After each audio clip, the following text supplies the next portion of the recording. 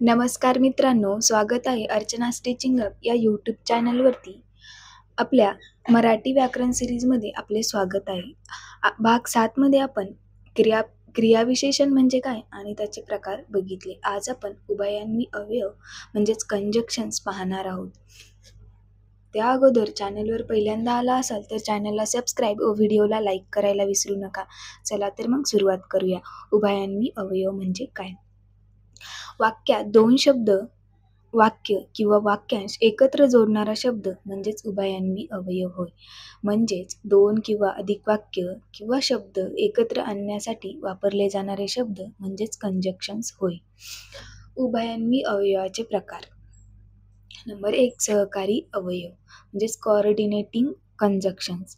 समान महत्त्वाचे शब्द किंवा वाक्य जोडतात त्याला सहकारी अवयव असे म्हणतात. उदाहरणार्थ आणि, अथवा, किंवा, पण, परंतु. नंबर 2, पर्यायी अवयव म्हणजेच अल्टरनेटिव्ह कंजक्शन्स.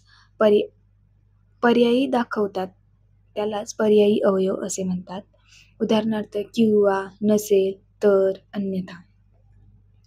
नंबर 3, विरोधी अवयव. विरोध दर्शवणारे अवयव म्हणजेच विरोधी अवयव होय. उदाहरणार्थ पण, परंतु, तरीही. नंबर 4, कारणवाचक अवयव. कारण किंवा हेतू दाखवतात त्याला कारणवाचक अवयव असे म्हणतात. उदाहरणार्थ कारण, त्यामुळे, म्हणून. नंबर 5, अवकाशवाचक किंवा समयवाचक अवयव. वेळ किंवा काळ दर्शवणारा शब्द म्हणजेच अवकाशवाचक किंवा समयवाचक अवयव होय. उदाहरणार्थ जेव्हा, तोपर्यंत, तसा. आता आपण काही उदाहरण वाक्य बघूयात. मी खेळलो आणि अभ्यास केला. आणि या वाक्यामध्ये आणि हे एक सहकारी अवयव आलेले आहे. नंबर 2, तू येणार नाहीस तर मीही जाईल. या वाक्यामध्ये तर हे एक पर्यायी अवयव आलेले आहे.